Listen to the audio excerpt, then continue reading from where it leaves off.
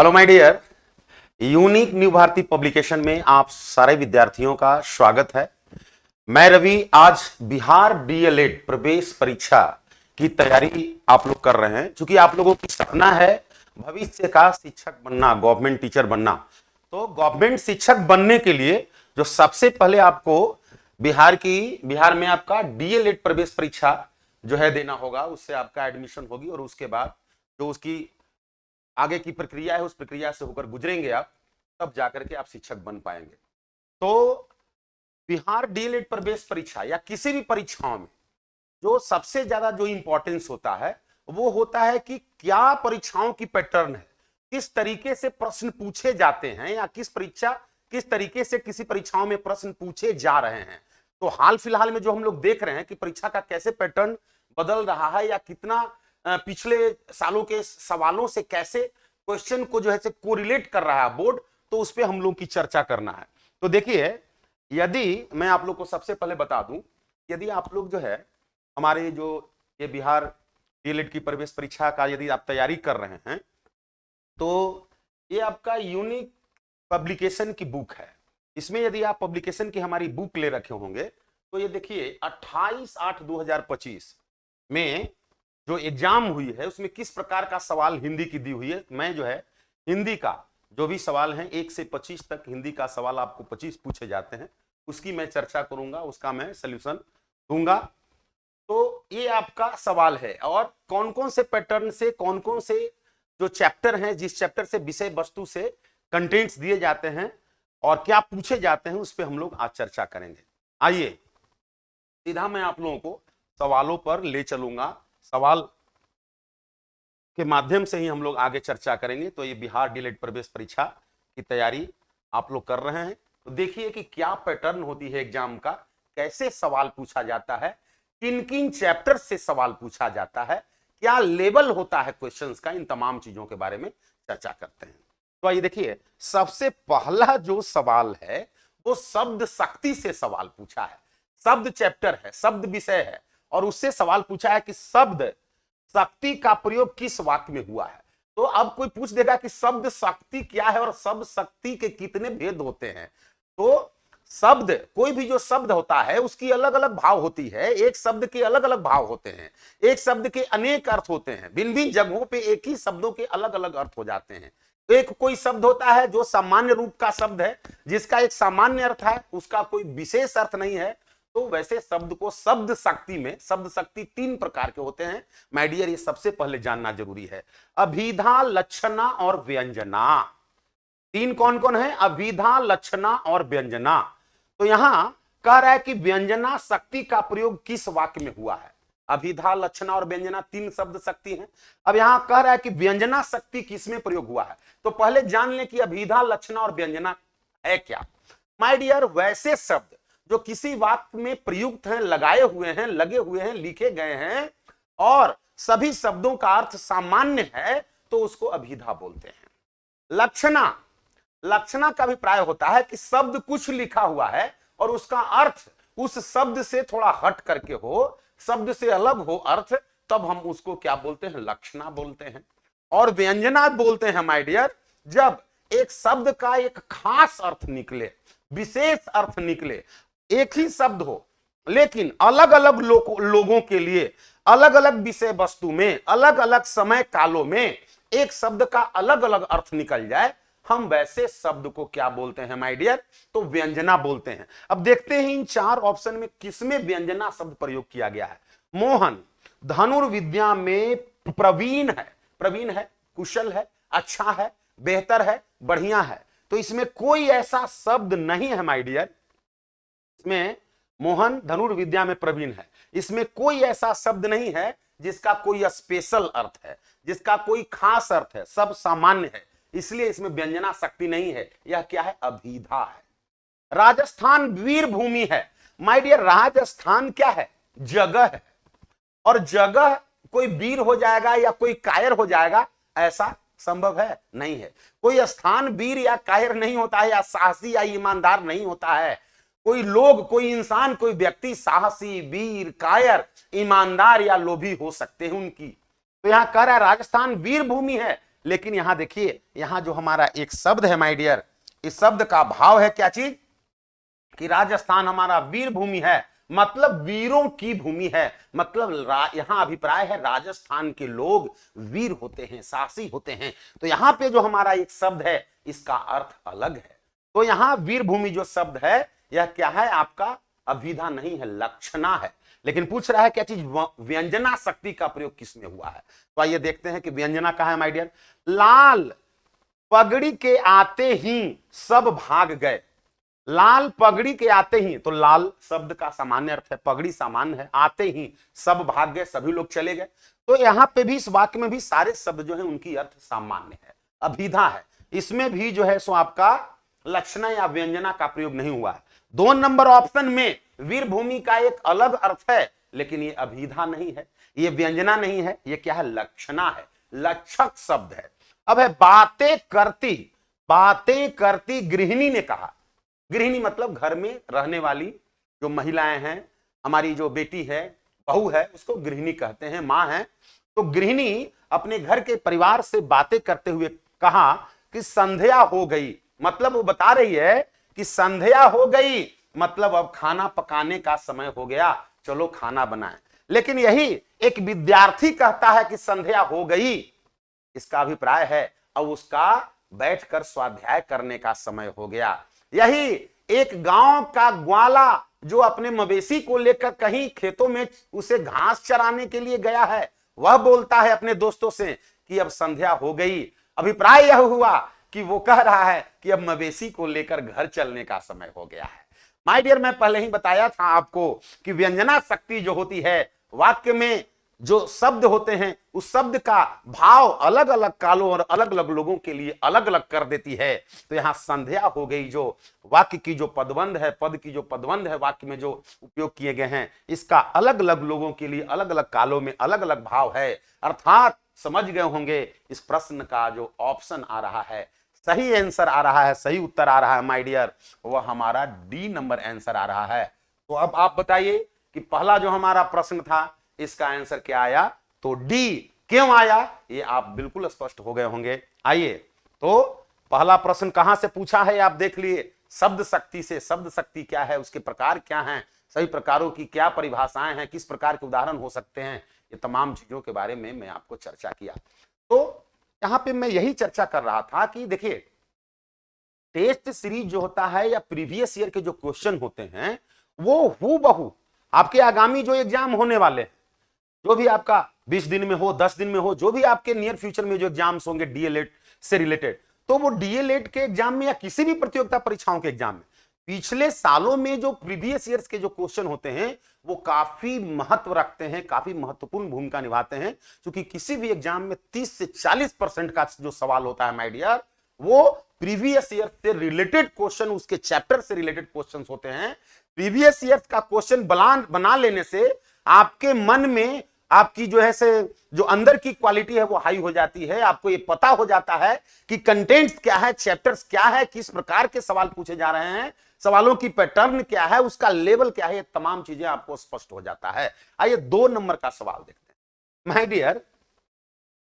Second number का question कहां, second number question है यहां, मोहन सितार बजाने में कुशल है, वाक्य में लक्षक शब्द। देखिए यहां भी शब्द शक्ति से ही सवाल है। अभी मैं आप लोग को बता रहा था शब्द शक्ति, तो मैं बीच में बताया था कि लक्षक शब्द बताया था। जब वीर भूमि, तो वीर भूमि में क्या था, लक्षणा शक्ति थी, लक्षणा शब्द शक्ति थी। अभिधा, लक्षणा और व्यंजना में वीर भूमि क्या थी, लक्षणा। तो वो जो वीर भूमि जो शब्द हो गया वो क्या हो गया, लक्षक शब्द हो गया। मतलब उसका एक स्पेशल अर्थ निकल रहा है, एक अलग भिन्न अर्थ निकल रहा है, भाव उसकी अलग है। तो बताइए, तो मोहन, कुशल, सितार या कोई नहीं, इसमें मोहन सितार बजाने में कुशल है, ये वाक्य में, इस वाक्य में कौन सा, इस वाक्य में कौन सा शब्द है जो लक्षक शब्द है, मतलब जिसका एक अलग अर्थ है, मतलब सामान्य अर्थ को छोड़ करके वो एक अलग अर्थ प्रदान करे, एक विशेष अर्थ दे। तो मोहन एक व्यक्ति का नाम है, एक बच्चा का नाम है, एक बालक का नाम है, इसका कोई खास अर्थ नहीं है। कुशल मतलब अच्छा, कोई इसका अलग अर्थ नहीं है। सितार एक क्या है, वाद्य यंत्र है, तो इसका भी कोई खास या कोई अलग अर्थ नहीं है। तो यहां बिल्कुल स्पष्ट है माय डियर कि ये जो हमारा वाक्य है 2 नंबर क्वेश्चन का, इसमें कोई भी लक्षक शब्द नहीं है। आप किस ऑप्शन पे जा रहे हैं, आंसर पे आप कहां पहुंच रहे हैं, अब आप क्लियर हो गए होंगे कि दूसरे नंबर क्वेश्चन का हमारा जो सही जवाब होगा वो क्या होगा, डी नंबर होगा। तो मैं आशा करता हूं आप लोग बिल्कुल स्पष्ट होंगे और अच्छे तरीके से आप लोग समझ पा रहे होंगे बातों को। आइए तीसरे नंबर का जो क्वेश्चन है, तीसरा सवाल जो दिया गया है आपका, जो 2025 की जो 2025 में जो सवाल पूछा गया है डीलेड में, इसमें तीसरा नंबर का जो सवाल पूछा गया था माय डियर, एक अंग्रेजी का शब्द लिखा हुआ टेम्परामेंटल।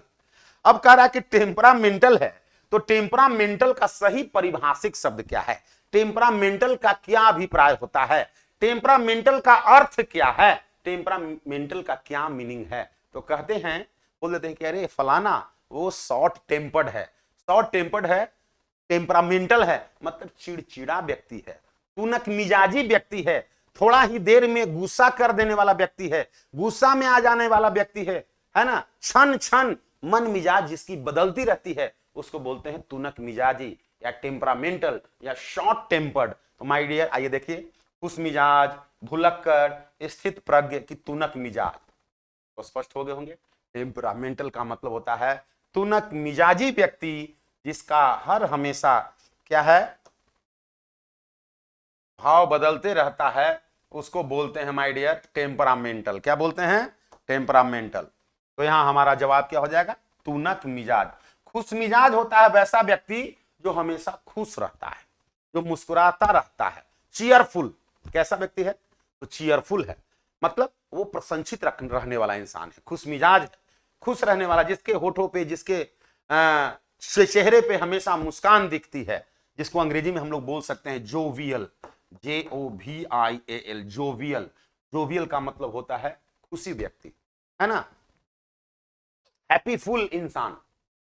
भुलक्कड़, भूलना का होता है फॉरगेट, फॉरगेट मींस भूल जाना, किसी भी चीजों को याद से विस्मृत हो जाना, खो जाना याद, और भुलक्कड़ का आप लिख सकते हैं फॉरगेटफुल, जो भूल गया।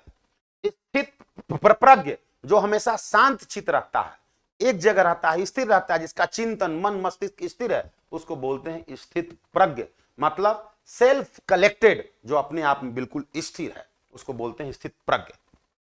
तो आइए नेक्स्ट सवाल पे ले चलते हैं। पड़ी थी बिजली सी विकराल, लेटी हुई थी, एक देखिए यहां एक इंसान की, एक युवती की चर्चा है। पड़ी थी बिजली सी विकराल, एक युवती है जो लेटी हुई है, पड़ी हुई है, लेकिन उसकी जो चकाचौंध है वो कैसी है, बिजली की जैसी चमक है।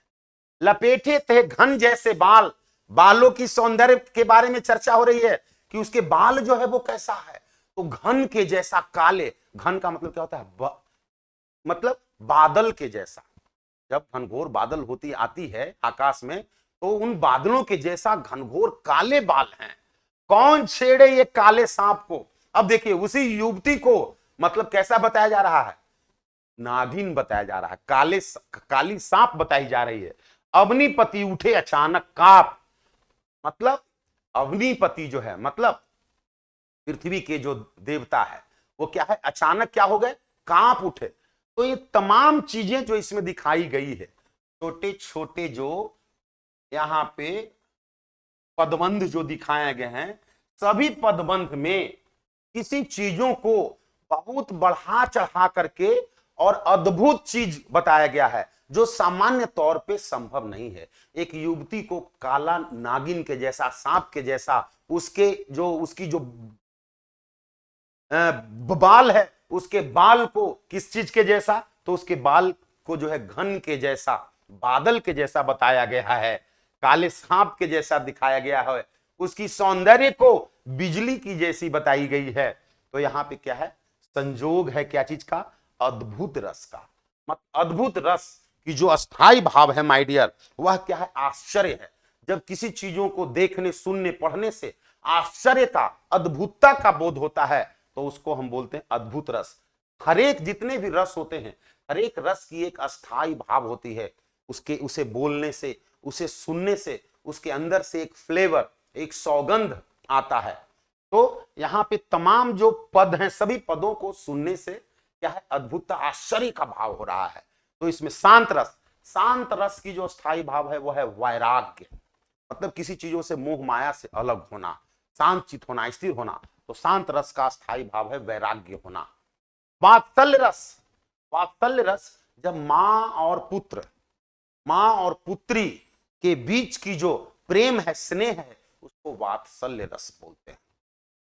भक्ति रस, ईश्वर के प्रति, अपने आराध्य के प्रति, भगवान के प्रति जो प्रेम है, जो स्नेह है, उसको भक्ति रस के अंदर रखते हैं। और जब किसी वाक्य पद पदबंध को पढ़ने से आश्चर्य का, अचानक किसी भी चीजों के होने का, है ना, भय का भाव उत्पन्न होता है, उसको हम कहां रखते हैं? अद्भुत रस के अंतर्गत रखते हैं। तो 4 नंबर का क्वेश्चन जो है कह रहा है कि इसमें कौन सा रस है, आप स्पष्ट हो गए होंगे। 4 नंबर का हमारा आंसर क्या जा रहा है माय डियर? सही ऑप्शन जो है वो अद्भुत रस। आइए 5वां है फूल हंसे कलियां मुस्काई। माय डियर बताइए, तो फूल जो है या फूल की जो कलियां है, यहां मुस्कुराने और हंसने की बात कर रहा है। मुस्कुराता या हंसता तो इंसान है। मुस्कुराने का काम, पढ़ने का काम, लिखने का काम, खाना पकाने का काम, खाना खाने का काम, है ना, ये कौन करता है? मानव करता है। ये क्या है? मानव का काम है। लेकिन एक मानव का काम एक निर्जीव के द्वारा, एक जीव जंतु के द्वारा, एक स्थिर चीज के द्वारा, है ना, किया जा रहा है। तो जब नॉन लिविंग को, जब निर्जीव चीजों को एक मानव के कामों के से तुलना किया जाए या एक मानव के रूप में प्रस्तुत किया जाए, तो वैसी भाव को, जब उसमें से जो भाव उत्पन्न होते हैं, वो मानवीकरण अलंकार में आते हैं। अन्योक्ति, अन्योक्ति किसे कहते हैं? अन्योक्ति जो है माय डियर, जब कोई चीज अप्रत्यक्ष है, प्रत्यक्ष तौर पे है नहीं, और अप्रत्यक्ष चीजों को किसी से जब जोड़ा जाए, किसी के साथ जब दिखाया जाए, तब उसको हम बोलते हैं अन्योक्ति। और तीसरा नंबर हमारा ऑप्शन है क्या? दीपक। तो दीपक बोलते हैं माय डियर, जब प्रस्तुत चीज, जो चीज आपके सामने है, तो जब प्रस्तुत चीज जो आपके सामने है और जो चीज नहीं है, जो आपके सामने नहीं है, मतलब एक प्रस्तुत और अप्रस्तुत, जो चीजें आपके सामने है वो और नहीं है वो, उन दोनों चीजों के बीच में जब समानता स्थापित किया जाए, तो वहां पे उसको हम दीपक अलंकार बोलते हैं। और प्रतीत अलंकार बोलते हैं जब उपमान और उपमेय, मतलब संज्ञा और विशेषण, विशेष से और विशेषण दोनों की तुलना किया जाए, तब उसको प्रतीत अलंकार कहते हैं। लेकिन यहां हमारा क्वेश्चन कह रहा है कि फूल हंसे कलियां मुस्काई। फूल और कलियां जो क्या है? नॉन लिविंग चीज हैं, निर्जीव हैं, स्थिर वस्तु हैं, और वो एक मानव के जैसा काम कर रहा है। तो वैसे वाक्यों के जो भाव आते हैं, उस भाव को मानवीकरण अलंकार के अंतर्गत रखते हैं। तो यहां हमारा ऑप्शन क्या जा रहा है माय डियर? 5वें नंबर सवाल का ऑप्शन बी नंबर जा रहा है। तो आपका बी नंबर ऑप्शन हो जाएगा। आशा करते हैं आप समझ रहे होंगे। संलाप, संलाप एक शब्द है, इसका संधि विच्छेद करना है। क्या करना है? संधि विच्छेद। तो संलाप जो शब्द है माय डियर, ये व्यंजन संधि का शब्द है, व्यंजन संधि का शब्द है। और ऊपर में हमारा स के ऊपर जो है बिंदु है, तो स और म हलंत दे देंगे, क्योंकि व्यंजन संधि में के अंतिम जो व्यंजन वर्ण होते हैं उसमें हलंत, और क्या होगा? लाप हो जाएगा। दोनों ल और ये म मिल करके स के ऊपर बिंदु बना देगा, संलाप। तो सम जोड़ लाप बराबर हो जाएगा संलाप। व्यंजन संधि के उदाहरण हैं। सह जोड़ लाप संलाप नहीं होगा माय डियर। सत्य जोड़ लाप सत्य लाप हो जाएगा, यह भी आपका सही नहीं होगा। सत्य जोड़ लाप यह भी नहीं होगा। सही ऑप्शन जो आपका है क्या है? सी नंबर है, सम जोड़ लाप बराबर संलाप। ये व्यंजन संधि के उदाहरण हैं। तो आप समझ रहे हैं, आप देख रहे हैं, इससे आपको यह स्पष्ट हो रहा है। तो यही मैं बताना चाह रहा था सबसे पहले, जो मैं आप लोगों से चर्चा किया कि प्रीवियस ईयर के क्वेश्चन बनाने से, जो पूर्व में जो सवाल पूछे गए हैं, उससे विद्यार्थियों में ये बिल्कुल स्पष्ट हो जाती है कि किस लेवल का सवाल पूछता है, कौन कौन से चैप्टर हैं, किसी विषय वस्तु के कौन से चैप्टर हैं जिस चैप्टर से आपको प्रश्न पूछे जाते हैं। अभी हम लोग देखें यहाँ अलंकार से, रस से, यहाँ पे जो क्वेश्चन है माय डियर संधि से है ना, समास है। तो ये सब जो चैप्टर है, खास करके भाषा का, चाहे वो इंग्लिश लैंग्वेज हो, हिंदी लैंग्वेज हो, तो हिंदी भाषा में आपका संधि हो गया, समास हो गया, शब्द हो गया जिसमें शब्द शक्ति हो गया, वाक्य हो गया माय डियर। इन तमाम चैप्टर से ज्यादा सवाल पूछे जाते हैं। रस है, अलंकार है, जो अभी तक आप सवाल देख रहे हैं सभी सब जो है उसी प्रकार का सवाल पूछा गया है। अब है नीलांबर कौन सा समास है? नीलांबर, नीला हो जिसका अंबर उसको बोलते हैं नीलांबर। नीला हो जिसका अंबर उसको क्या बोलते हैं माय डियर? नीलांबर। तो देखिए अव्ययी भाव समास, तत्पुरुष समास और बहुब्रीहि समास। वैसा सामासिक, देखिए समास में दो छोटे छोटे पद मिलकर के सामासिक पद बनाते हैं, सामासिक शब्द बनाते हैं। समास के दो पद होते हैं, उत्तर पद और बाद का पद, पूर्व का पद और बाद का पद। अव्ययी भाव, देखिए अव्यय और भाव, वैसा सामासिक पद जिसका प्रथम पद पूर्व का पद अव्यय हो। अव्यय मतलब जो किसी संज्ञा सर्वनाम से इसका कोई संबंध नहीं होता है, बिल्कुल स्थिर रहता है, उसको अव्यय बोलते हैं। जैसे यथा, जैसे, यहां, वहां, ऐसा शब्द से जब शुरू होता है कोई सामासिक पद उसको अव्ययी भाव समास कहते हैं। वैसा सामासिक पद जिसका जो सामान्य अर्थ को छोड़ करके एक विशेष अर्थ प्रदान करता हो उसको बहुब्रीहि समास कहते हैं। तत्पुरुष समास, वैसा सामासिक पद जिनके दोनों पदों के बीच कारक के विभक्ति चिन्हों का प्रयोग होता है उसको बोलते हैं तत्पुरुष समास। यहां है माय डियर नीलांबर, नीला हो जिसका अंबर, तो वैसे सामासिक पद जिसके पदों में विशेषण और विशेष, अंबर, अंबर का मतलब हो गया माय डियर नीला हो जिसका अंबर माने वस्त्र, वसन, कपड़ा, भूमिका, गेटअप जिसको अंग्रेजी में बोलते हैं, ठीक है, जिसकी गेटअप, जिसकी वस्त्र नीला हो, जिसकी पहनावा नीला हो। तो पहनावा कैसा है? नीला है, तो पहनावा संज्ञा है और इसकी विशेषता क्या है माय डियर? नीला होना। तो वैसा सामासिक पद जिसमें विशेषण और विशेष, मतलब विशेषता बताने वाला शब्द माने विशेषण, और जिसकी विशेषता बताई जा रही है उसको बोलते हैं विशेष। तो वैसा सामासिक पद जिसमें विशेषण और विशेष शब्द की परिकल्पना हो, चर्चा हो, वैसे शब्द को कर्मधारय समास कहते हैं। तो आपका 7वां जो नंबर का सवाल है इसका आंसर, इसका हल आपको क्लियर हो गया होगा। क्या आंसर होगा, क्या ऑप्शन जाएगा? तो 1 नंबर ऑप्शन जाएगा, ए आपका सही जवाब होगा। नेक्स्ट सवाल को यदि देखें तो कह रहा है कि निम्नलिखित पंक्ति में कौन सा वर्णिक छंद है? पल पल जिसके मैं पंथ को देखती थी, निस्दिन जिसके ध्यान में थी बिताती। अब गिन लीजिए, 1 2 3 4 5 6 7 8 9 10 11 12 13 14 15, यहां से लेकर के यहां तक एक पदबंध है। इसमें कितना वर्ण है? 15 वर्ण है माय डियर। यहां से चलिए तो 4 3 7 और 3 10 11 12 13 14 15, दूसरे जो पदबंध हैं इसमें भी क्या है? 15 वर्ण है। तो जब वाक्य की रचना हो, जब कोई कविता हो, जब कोई भाव हो और उसमें जो हमारा वाक्य की जो भाव बन रहा है सब में 15-15 वर्ण की पुनरावृत्ति हो रही है, तो वैसे स्थिति में 15 वर्णों की जब पुनरावृत्ति है तो वैसे वर्णिक छंद को मालिनी छंद कहते हैं, मालिनी वर्णिक छंद बोलते हैं माय डियर। 15-15 वर्ण वाली छंद को मालिनी बोलते हैं। कवित मतलब जिसका अंतिम का शब्द या पद जो है एक समान हो उसको कवित बोलते हैं। सवैया, सवैया में क्या होता है माय डियर? यही वर्णों की संख्या 22 से लेकर के और 26 तक हो जाएगी। जब 22 से 26, 22 हो, 23 हो, 24 हो, 26 हो, 25 हो, ऐसे वर्णों की जो ऐसे एक क्रम चलता रहेगा तब उसको सवैया कहेंगे।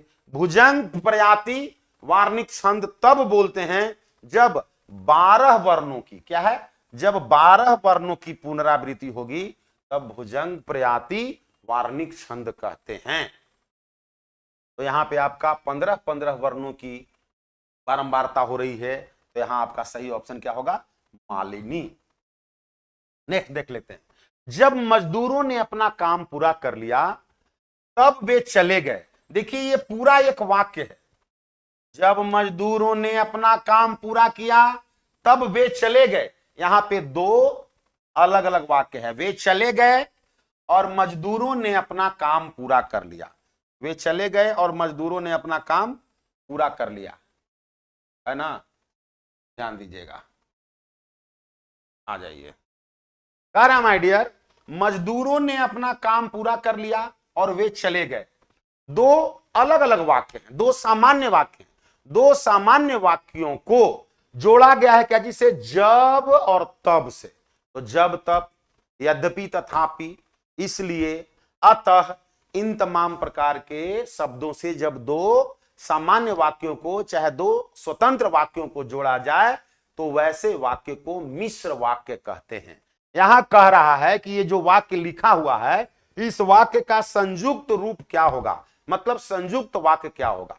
तो सबसे पहले रचना के दृष्टिकोण से, कंस्ट्रक्शन के आधार पर, बनावट के आधार पर वाक्य के तीन भेद होते हैं: सरल वाक्य, संयुक्त वाक्य और मिश्र वाक्य। सरल वाक्य जो हो गए, जिसको हम बोल रहे हैं स्वतंत्र वाक्य, जो किसी से जुड़े हुए नहीं। जैसे राम आ रहा है, हम लोग पढ़ रहे हैं, आप बैठकर पढ़ रहे हैं, वह सो रहा है, बच्चे मुस्कुरा रहे हैं, तो ये सामान्य वाक्य हो गया, जो कोई एक दूसरे वाक्य से जुड़ा हुआ नहीं, ये बिल्कुल स्पष्ट है। जिसमें एक कर्ता, एक कर्म, एक उद्देश्य और एक विधेय हो, तो हम उसको बोलते हैं सामान्य वाक्य, स्वतंत्र वाक्य। जब दो स्वतंत्र वाक्य और, या, किंतु, परंतु, अथवा, इन सभी संयोजक से, कनेक्टर जिसको अंग्रेजी में बोलते हैं, कंजंक्शन बोलते हैं, उससे जुड़ा हुआ हो, या अथवा, किंतु, परंतु, हालांकि, तो वैसे जब दो वाक्य जमीन सभी कंजंक्शन से, संयोजक से जुड़ जाएंगे, हम उसको संयुक्त वाक्य कहते हैं। जब वही वाक्य जब तब, यद्यपि, तथापि, जैसा वैसा से जुड़ जाए, वैसे वाक्य को हम लोग क्या बोलते हैं, मिश्र वाक्य बोलते हैं। तो यहां कह रहा है कि संयुक्त रूप कौन है, तो अब यहां पे देखना है कि कौन सा चारों ऑप्शन में से है जो और, अथवा, या, इन किंतु, परंतु, हालांकि, इन सभी शब्दों से दोनों जुड़े हुए हैं, तो उसको हम बोलेंगे संयुक्त रूप। मजदूर अपना काम पूरा करके चले गए, ये संयुक्त रूप का वाक्य नहीं है, संयुक्त वाक्य का उदाहरण नहीं है। मजदूरों ने अपना काम पूरा किया और वे चले गए, देखिए और आ गया, और, अथवा, या इससे जुड़ जाएगा जब दो वाक्य, तब उसको हम क्या बोलेंगे माय डियर, संयुक्त वाक्य कहेंगे। यही कह रहा था कि जब ये वाक्य लिखे गए हुए हैं, इस वाक्य का संयुक्त वाक्य का रूप कौन होगा। तो मैं संयुक्त वाक्य के लिए पहले ही बता दिया कि क्या करना होता है। आगे है, जैसे ही मजदूरों ने अपना काम पूरा किया वैसे ही चले गया, तो जैसे वैसे जैसे ही आ गया तो वो मिश्र वाक्य होगा। ये खुद मिश्र वाक्य है, तो ये भी मिश्र और ये भी मिश्र, ये ऑप्शन नहीं होगा। मजदूरों ने अपना कार्य किया और चले गए, तो और चले गए, यहां चले गए हैं, लेकिन इस वाक्य का कर्ता का पता ही नहीं है, कर्ता है ही नहीं, इसलिए ऐसे स्थिति में आपको ऑप्शन जो है से 2 नंबर रखना होगा। चूंकि दोनों वाक्य अपने आप में क्या है, स्वतंत्र है। दोनों की कर्ता को, उद्देश्य को और विधेय को दोनों में दिखाना होगा। यहां भी मजदूरों ने अपना काम पूरा किया, उद्देश्य विधेय दोनों है, वे चले गए, यहां भी कर्ता और कर्म है, वे कर्ता हो गया, चले गए अपना जो है विधेय हो गया, उधेय और विधेय, तो दो स्वतंत्र वाक्य और से जुड़ा हुआ है, तो ये आपका वाक्य का संयुक्त रूप हो गया। आंसर आपका 9 का क्या हो गया माय डियर, बी नंबर हो गया। तो आप देख पा रहे हैं, आपको स्पष्ट हो रहा होगा कि प्रीवियस ईयर का क्वेश्चन बनाना कितना जो है बेनिफिशियल है, कितना जो है से फायदेमंद है, और किस प्रकार से जो है विद्यार्थियों के लिए हेल्पफुल होता है। इसलिए यूनिक न्यू भारती पब्लिकेशन आप लोगों के लिए तमाम प्रकार की व्यवस्थाएं, भिन्न भिन्न प्रकार की प्रतियोगिता परीक्षाओं के लिए, इससे ये सभी प्रकार की समस्याओं का निराकरण के लेकर के आपको आपके समक्ष जो है विद्यार्थियों के समक्ष हमेशा प्रस्तुत होते रहता है। कह रहा है कि नित्य ही नहाता क्षीर सिंधु में कलाधर है, सुंदर तवानन की समता की इच्छा से। इस पंक्ति में कौन सा अलंकार है माय डियर, यहां पे 4 अलंकार की चर्चा है, उत्प्रेक्षा, श्लेष, यमक और रूपक। सबसे पहले तो ये जान लीजिए कि रूपक क्या है, श्लेष क्या है, उत्प्रेक्षा क्या है और यमक क्या है। तो जान दीजिए, जहां पे उपमान और उपमेय की संभावना हो उसको उत्प्रेक्षा अलंकार कहते हैं। जहां पे क्या हो, उपमान हो और उपमेय हो उसको उत्प्रेक्षा अलंकार कहते हैं। श्लेष अलंकार में होता है माय डियर एक ही शब्द के कई अर्थ, इसमें कोई एक शब्द बार बार आ रहा है और अलग अलग अर्थ दे रहा है, नहीं दे रहा है। अब कह रहा है माय डियर यमक। यमक वैसे अलंकार को कहते हैं जब कोई एक वाक्य है और उस वाक्य में एक ही चीजों की बार बार दोहराव है, एक ही शब्द बार बार आ रहा है, तो हम उसको यमक अलंकार कहते हैं। और रूपक, रूपक वैसे अलंकार को कहते हैं जिसमें हमारा क्या है, उपमान और उपमेय। उपमान और उपमेय मतलब जिससे विशेषता बताई जा रही है वो और जिसको विशेषता बताई गई है वो, दोनों की समानता है। कह रहा है कि नित्य ही नहाता क्षीर सिंधु में कलाधर है, सुंदर तवानन की समता की इच्छा से। देखिए क्या है, यहां समानता दिखाया जा रहा है। क्षीर, सिंधु, कलाधर और सुंदर तवानन, इन तमाम शब्दों के बीच में क्या है, समानता दिखाया जा रहा है, समानता को स्पष्ट किया जा रहा है। तो यहाँ पे जो अलंकार हो गया माय डियर, ये कौन सी अलंकार हो गया, रूपक अलंकार हो गया। तो 10 नंबर का ऑप्शन कहां चला गया, सी नंबर ऑप्शन चला गया।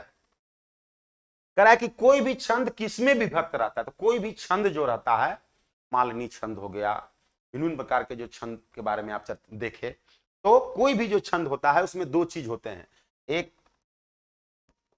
चरण मतलब उसका विराम कि कहां कहां किस तरीके से वो रुकेगा, विराम लेगा, और दूसरा यति। यति का भाव है माय डियर गति से। यति का मतलब क्या हो गया, गति। यति का मतलब गति और दूसरा विराम। तो इन दोनों चीजों पे कोई छंद जो है सो निर्भर करता है। इन चीजों में दोनों चीज होते हैं, दोनों चीजों से जुड़ करके ही कोई छंद जो है से स्पष्ट होते हैं। तो यहां कोई भी छंद किसमें विभक्त रहता है आपको स्पष्ट हो रहा है, इनमें से कोई नहीं कि यति में कि चरणों में कि दोनों में ही। तो किसी भी छंद दोनों पैटर्न से जुड़े हुए रहते हैं, दोनों चीजों को समेटे हुए रहते हैं। कोई भी छंद में दोनों चीज होता है, तो यहां पे आपका ऑप्शन क्या हो जाएगा, 3 नंबर ऑप्शन हो जाएगा। नेक्स्ट क्या कह रहा है, वाक्य में पदों को यथास्थान रखने की प्रणाली को क्या कहते हैं। तो देखिए एक वाक्य है, एक वाक्य में भिन्न भिन्न प्रकार के शब्द होते हैं और वाक्य में जो शब्द प्रयुक्त किए गए हैं, वाक्य में जो शब्द लगाए गए हैं, लिखे गए हैं, उस शब्द को बोलते हैं, क्या बोलते हैं, ये बोलते हैं पद। और उन पदों की संग्रह को, कलेक्शन को, एक माला को पदबंध कहते हैं। दो या दो से अधिक पदों के मेल को, संग्रह को, एकीकरण को पदबंध कहते हैं। कह रहा है कि वाक्य में पदों को यथास्थान रखने की प्रणाली को क्या कहते हैं, तो यथास्थान माने उसके स्थान के हिसाब से रखना, मतलब उसके सीक्वेंस के हिसाब से रखना, उसकी जो सीक्वेंस है, उसका जो क्रम है, उस क्रम से रखना, उसको क्या बोलेंगे, उद्देश्य नहीं। वाक्य के दो भाग होते हैं, उद्देश्य और विधेय। तो वाक्य का जो कर्ता होता है, सब्जेक्ट होता है, उसको उद्देश्य के भाग में रखते हैं और बाकी जो शब्द होते हैं उसको विधेय के भाग में रखते हैं। तो यहां उद्देश्य और विधेय तो होगा नहीं, क्योंकि उससे रिलेटेड ये सवाल ही नहीं है। कर्ता, कर्ता को ही उद्देश्य कहते हैं, ये भी बिल्कुल अलग है। कह रहा है कि वाक्य में पदों को यथास्थान रखने की प्रणाली को क्या कहते हैं, तो वह माय डियर ये पद का सीक्वेंस, पद क्रम। तो 12 नंबर जो सवाल है इसका सही जो आंसर है वो आप समझ गए होंगे, क्या, ये पद क्रम। क्या चीज, पद क्रम। तो देख रहे हैं शब्द, वाक्य, अलंकार, रस, समास और क्या है, संधि। ये 5-6 ऐसे चैप्टर हैं जिससे बार बार सवाल दोहराए जा रहे हैं। तो प्रीवियस ईयर क्वेश्चन जो होता है ये बिल्कुल स्पष्ट कर देता है विद्यार्थियों को कि ज्यादा किन चीजों से, कौन से विषयों से सवाल जो है पूछा जा रहा है, सवाल का लेवल क्या है, इन तमाम चीज जो है आपका स्पष्ट होता है। अब कह रहा है कि वह आता है, दो टूक कलेजे के कर्ता पछताता पद पर आता, प्रस्तुत पंक्ति में कौन सा अलंकार है। वह आता, दो टूक कलेजे के कर्ता पछताता, पथ पर आता, प्रस्तुत पंक्ति में कौन सा अलंकार है। संदेह है, विशेषोक्ति है, स्वभावोक्ति है कि समासोक्ति है। जब किसी शब्द में, किसी वाक्य में जो शब्द रखे हैं और उस शब्द का अर्थ सामान्य हो, स्वाभाविक हो, जो शब्द लिखे गए उसका सामान्य भाव हो, उसके शब्द के अनुरूप ही भाव है, तब उसको हम बोलते हैं स्वभावोक्ति। समासोक्ति जब दो चीजों के बीच में समानता का भाव दिखाया जाए, एक दूसरे से मतलब मिलाया जाए, तब समास। यहां वह आता, दो टूक कलेजे के कर्ता पछताता, पथ पर आता, जितने भी शब्द हैं सबका अपना अपना सामान्य अर्थ है, स्वाभाविक रूप में अर्थ है, कोई अलग अर्थ नहीं है। तो संदेश और समासोक्ति का यहाँ कोई भाव नहीं। विशेषोक्ति मतलब उसी शब्द का विशेष अर्थ हो जाए, विशेष रूप में उक्त किया जाए, प्रस्तुत किया जाए तो विशेषोक्ति, तो ये भी नहीं। तो स्वाभाविक, जब किसी भी वाक्य में जो शब्द उकेरे गए हैं, जो शब्द लिखे गए हैं, उसकी स्वाभाविक अर्थ है, स्वाभाविक भाव है उसका, तो उसको बोलते हैं माय डियर सब स्वभावोक्ति। नेक्स्ट प्रश्न है, घनश्याम कौन सा समास है? क्या चीज? घनश्याम, घन के जैसा श्याम, मतलब जो श्याम है वो कैसा है? बादल के जैसा है। तो बादल के जैसा श्याम, तो द्विगु समास होगा। द्विगु समास वैसा समासिक पद जिसके पहले पद में संख्या का भाव हो, संख्यावाचक, उसको द्विगु समास कहते हैं। कट गया पहले ही माय डियर। तत्पुरुष समास जिसमें कारक के चिन्हों का उपयोग किया गया है दोनों समासिक पदों के बीच, तत्पुरुष समास उसको कहते हैं, यहां है नहीं। द्वंद्व समास, द्वंद्व समास उसको कहते हैं जिसमें दोनों पदों के बीच और अथवा का भाव हो, माने समानता समानता का भाव हो, तो उसको द्वंद्व समास कहते हैं। क्लियर हो गया? कट गया? मैं अभी बताया था कर्मधारय समास कि जब विशेषण और विशेष्य की बात होती है तब उसको कर्मधारय समास कहते हैं। जब एक शब्द दूसरे शब्द की विशेषता बताए, कर्मधारय समास का भाव आ जाता है। इनमें से कौन सा वाक्य अशुद्ध है? यहां पे आपके 4 ऑप्शन है, इसमें देखना है कि कौन सा वाक्य अशुद्ध है। मतलब ये ध्यान रहे कि वाक्य इसमें सब शुद्ध है, केवल एक वाक्य है जो गलत है और उसी को पहचानना है। ऐसा नहीं कि शुद्ध वाला को ही पहचानना है। आइए, शिष्य यज्ञ के लिए लकड़ी लाया। चेला जो है, शिष्य जो है गुरु जी का, वो लकड़ी लाया है यज्ञ करने के लिए। ठीक है, ये वाक्य जो है हमारा सही है, इसलिए ये ऑप्शन नहीं होगा, क्योंकि ये शुद्ध वाला को हमें पहचानना है। राधा कृष्ण का मंदिर प्रसिद्ध है, कहते हैं कि फलाने भगवान का जो फलाने जगह मंदिर है वो बहुत फेमस है। यह भी वाक्य का भाव बिल्कुल सही है, ये भी अर्थपूर्ण है, इसलिए ये भी ऑप्शन नहीं होगा, चूंकि हमें अशुद्ध को चुनना है। लड़की झूले से गिर गई, झूले पे झूल रही थी, उससे गिर गई, मतलब उसका क्या हो रहा है? एक चीज से, एक व्यक्ति वस्तु का विभाजन हो रहा है। यह भी वाक्य हमारा सही है, शुद्ध है, अर्थात यह भी ऑप्शन नहीं हो गया। तो 3 वाक्य शुद्ध है जो ऑप्शन नहीं होगा। एक वाक्य शुद्ध है, वो खुद में हम लोग ऑप्शन पे आ गए, वो है बी नंबर ऑप्शन। देख लेते हैं क्या गलत है। वह शहर के खिलौने लाकर बेचता है। शहर के खिलौने लाकर नहीं बेचता है, बेच दिया। कहां से? शहर से। वो सामान शहर से दूर चली गई, स्थान का अंतरण हो गया, स्थानांतरण हो गया, तो यहां हो गया वह शहर के खिलौने नहीं माय डियर, वह शहर से खिलौने लाकर बेचता है। यही अशुद्ध है, यही गलती है इस वाक्य में। तो ऑप्शन आपका सही विकल्प क्या हो जाएगा? B number. आचार्य भरत मुनि के अनुसार काव्य गुणों की संख्या कितनी है? तो आचार्य भरत मुनि जो है काव्य का गुण क्या बताए हैं? 10 बताए हैं। क्या है? काव्य का गुण आचार्य भरत मुनि के द्वारा 10 बताया गया है। और भरत मुनि के द्वारा ही नाट्य शास्त्र लिखी गई है। नाट्य शास्त्र में भरत मुनि ने 8 रस बताए हैं। कितना रस की संख्या बताए हैं? 8। पूछ देता है सवाल कि रसों की संख्या कितने हैं, तो सामान्यतः रसों की संख्या 9 है। कोई सवाल का जवाब होगा नव रस, नाम भी है नव रस, मतलब रस 9 होते हैं। लेकिन कह देगा कि भरत मुनि के नाट्य शास्त्र के अनुसार रसों की संख्या कितनी है, तो वहां आपका जवाब हो जाएगा माय डियर 8।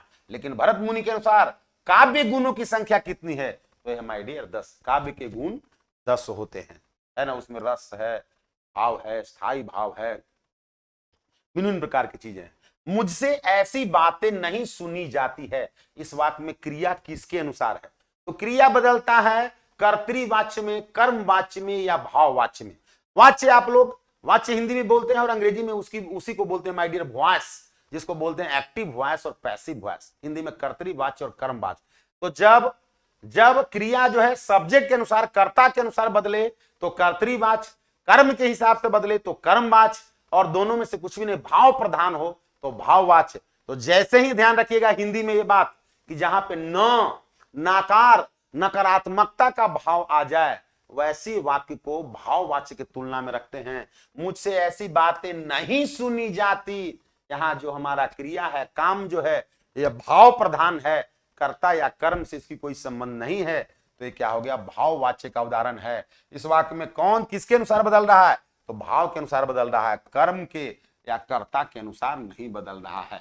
अगले सवाल पे देखें। देखिए एक गद्यांश है, एक कहानी की छोटी सी 2, 4, 5, 10 लाइन है। अब इसे पढ़ करके और इस गद्यांश के से रिलेटेड जो सवाल पूछे गए हैं उसका जवाब देना है। कह रहा है कि जड़ी बूटी कौन सा समास है। देख रहे हैं समास से कितना प्रश्न पूछ रहा है। अभी हम लोग चर्चा कर रहे थे कि जब दो या दो समासिक पदों के बीच में अथवा या और का भाव आ जाए हम उसे क्या कहते हैं माय डियर, द्वंद्व समास कहते हैं। अभी मैं चर्चा कर रहा था। तो आ गया जड़ी बूटी, मतलब जड़ी या बूटी, जड़ी और बूटी, तो और या अथवा का भाव आ गया दोनों पदों के बीच में, ऐसे समासिक पद को द्वंद्व समास कहते हैं। अव्ययी भाव समास, जिसके प्रथम पद में अव्यय लगा हुआ हो, यहां वहां यथा जैसा, तो वो अव्ययी भाव समास हो गया। द्विगु समास, जिसके प्रथम पद संख्या सूचक संख्यावाचक हो। कर्मधारय समास, जिसमें जो है विशेषण और विशेष की चर्चा हो, एक पद दूसरे पद की विशेषता बताए, उसको कर्मधारय कहते हैं। तो स्पष्ट हो गए होंगे। 20 नंबर, पौ फटना मुहावरे का अर्थ। मुहावरा है। मुहावरे लोकोक्ति से भी कुछ सवाल पूछे जाते हैं, एक दो सवाल पूछे जाते हैं मुहावरा और लोकोक्ति से। तो पौ फटना का मतलब होता है माय डियर सवेरा होना, सुबह होना, रात होना नहीं होता है, दोपहर होना नहीं होता है, शाम होना नहीं, प्रातः काल होना, सवेरा होना, सुबह हो जाना, सूर्योदय हो जाना, पौ फटना। चरण कमल बंदो हरिराई में कौन सा अलंकार है। देखिए अलंकार, अलंकार ऐसे भावनात्मक शब्द होते हैं जिसके अंदर से शब्दों का एक अलग भाव उत्पन्न होता है। तो देखिए चरण जो है, चरण का मतलब क्या होता है, पैर। पैर जो है किसके जैसा है, कमल के समान है, चरण कमल। तो मैं बताया था कि जब उपमान और उपमेय की तुलना किया जाए, उपमान और उपमेय की तुलना किया जाए, तो वहां पे क्या होता है माय डियर, रूपक अलंकार हो जाता है। श्लेष में बताए थे कि एक ही शब्द का अलग अलग जगहों पे अलग अलग अर्थ हो जाए तो वहां पे श्लेष अलंकार होता है।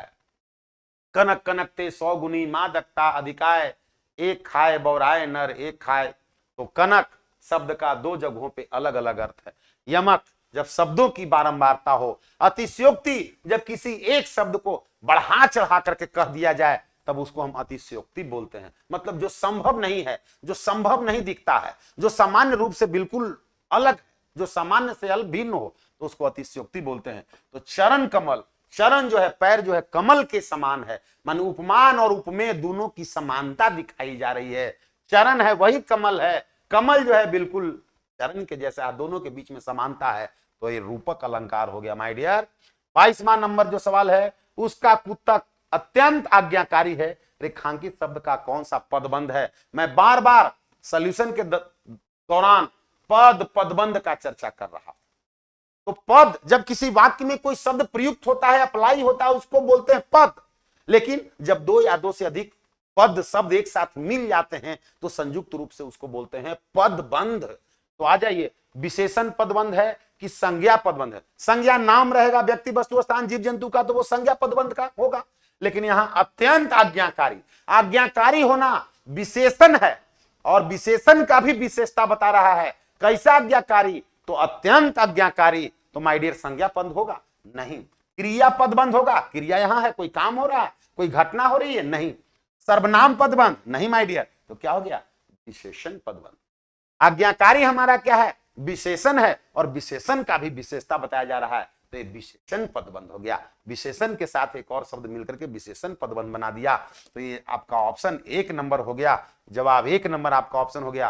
तो आशा करते हैं कि आप पद, पदबंध, अन्योक्ति या जो है से अलंकार, छंद, इन चीजों के बारे में थोड़ी बहुत यदि पहले से, यदि आप पहले एक आध बार जो है से जो अगर देखे होंगे चैप्टर्स को, विषय वस्तु को, तो जरूर स्पष्ट हो गया होगा। करेक्ट। उपमान और उपमेय के अभेद को क्या कहते हैं। जब उपमान और उपमेय दोनों बिल्कुल समान हो, दोनों में कोई भेद रह ही नहीं जाए, तो रूपक अलंकार की भ्रांतिमान अलंकार नहीं माय डियर। उत्प्रेक्षा अलंकार नहीं। उपमा अलंकार तब कहते हैं जब किसी एक व्यक्ति वस्तु को किसी दूसरे व्यक्ति वस्तु से समानता दिखाया जाए, उपमा दिया जाए, माना जाए, उसको उपमा अलंकार कहते हैं। तो ये भी नहीं होगा। तो रूपक अलंकार अभी आपको बताए थे माय डियर कि जहां पे उपमान और उपमेय, विशेषण और विशेष दोनों की समानता दिखाई जाए, उसको रूपक अलंकार कहते हैं। तो आपका 23 नंबर का जवाब क्या हो जाएगा, बी नंबर हो जाएगा। 24 नंबर, जाने क्या रिश्ता है, जाने क्या नाता है, जितना भी उड़ेलता हूं भर भर फिर आता है। मतलब जितना उड़ेलता हूं, जितना ही हम किसी को दे रहे हैं उतना ही हमको मिल रहा है। जो वास्तविक में ऐसा संभव है? ऐसा संभव नहीं है। मतलब हम जितना ही खर्च कर रहे हैं उतना ही, सामान्य तौर पे लोग बोल देते हैं अरे हमें क्या है, हम जितना ही बांटते हैं ठाकुर जी हमको उतना ही दे देते हैं, ईश्वर हमको उतना ही दे देते हैं, गॉड हमको उतना ही देते हैं, अल्लाह हमको उतना ही दे देते हैं, जिनका जो भी इरादा। ऐसा लोग बोलते हैं आम तौर पे, मतलब आम चाल के जो है से माने एक दूसरे से बातों में, लेकिन ऐसा संभव है नहीं। मतलब सामान्य तौर पे ऐसा संभव नहीं दिखता है। तो ऐसे अलंकार को क्या बोलते हैं माय डियर? विरोधाभास अलंकार बोलते हैं। क्या चीज? विरोधाभास। मतलब जो सामान्य तौर पे जो संभव नहीं है। रूपक यमक आप पहले ही जान चुके हैं, विभावना इनकी चर्चा कर चुका हूं। और सबसे अंतिम जो क्वेश्चन है माय डियर वह है कि राम आया सब प्रसन्न हो गए, वाक्य का संयुक्त वाक्य रूपांतरण क्या होगा? अभी देखिए, जब मैं वाक्य बता रहा था तो मैं चर्चा किया था कि वाक्य को 3 भागों में उसके बनावट के आधार पर बांटा गया है। सरल वाक्य, संयुक्त वाक्य और मिश्र वाक्य। मिश्र वाक्य यद्यपि तथापि जैसा तैसा जब तब अनेक प्रकार के शब्दों से, ज्यों ही त्यों ही प्रकार के शब्दों से जुड़ करके बनते हैं। लेकिन और, अथवा, या, किंतु, परंतु इस प्रकार के शब्दों से जब जुड़ करके दो स्वतंत्र वाक्य जुड़ करके एक शब्द एक वाक्य बनाते हैं तब उसको क्या बोलते हैं? संयुक्त वाक्य बोलते हैं। तो आइए देख लेते हैं। राम आया और सब प्रसन्न हो गए। जैसे ही आया सभी प्रसन्न हो गए, तो जैसे ही वैसे ही हो गया, ये क्या होगा? मिश्र वाक्य होगा। पहले ही कट गया। राम के आते ही सभी प्रसन्न हो गया, आते ही मतलब जो ही आया वो प्रसन्न हो गया, ये भी नहीं होगा। उपरोक्त कोई नहीं। राम आया बिल्कुल स्पष्ट है, एक अलग वाक्य हो गया, इंडिपेंडेंट है, स्वतंत्र वाक्य है। सभी लोग प्रसन्न हो गए, इंडिपेंडेंट वाक्य है। और दोनों वाक्य जुड़ा हुआ है और से, या से, अथवा से, किंतु से, परंतु से। तब आपका वैसा वाक्य क्या हो जाएगा माय डियर? संयुक्त वाक्य हो गया। यही बोल रहा था कि राम आया सब प्रसन्न हो गए, इस वाक्य का संयुक्त वाक्य क्या होगा? तो राम आया और सब प्रसन्न हो गए, क्या वाक्य आपका संयुक्त वाक्य हो गया। चलिए, आप सारे लोगों को, सारे विद्यार्थियों को बहुत बहुत धन्यवाद। ऐसे ही आपको एक दिन प्रत्येक सेट बताता चलूंगा। देखिए, यदि आप हमारा यूनिक टेस्ट पास लेते हैं, यूनिक टेस्ट पास से होकर गुजरते हैं, इसके लिए आप यूनिक ज्ञान ऐप पे जाइए। सबसे पहले प्ले स्टोर से यूनिक ज्ञान ऐप को आप डाउनलोड कर लीजिए। और जैसे ही हमारा यूनिक टेस्ट पास ले लेते हैं, उसमें भिन्न भिन्न प्रकार की चीजें हैं, जितनी भी प्रकार की प्रतियोगिता परीक्षाएं की जो एग्जाम होती है, परीक्षा होती है, चाहे रेलवे हो, बीपीएससी, पुलिस का हो, एसएससी का हो, डीएलएड हो, टीईटी होता है आपका बीएड के लिए, पॉलिटेक्निक, आईटीआई, पैरामेडिकल हो, इन तमाम चीजों की टेस्ट सीरीज वहां पे उपलब्ध होती है। प्रीवियस ईयर उपलब्ध होती है। नए नए पैटर्न के टेस्ट सीरीज होते हैं, वो भी नए नए आपको सवाल, एक अच्छे जो है से मॉडल्स की जो है से सवाल होते हैं, तमाम प्रकार का आप दे सकते हैं।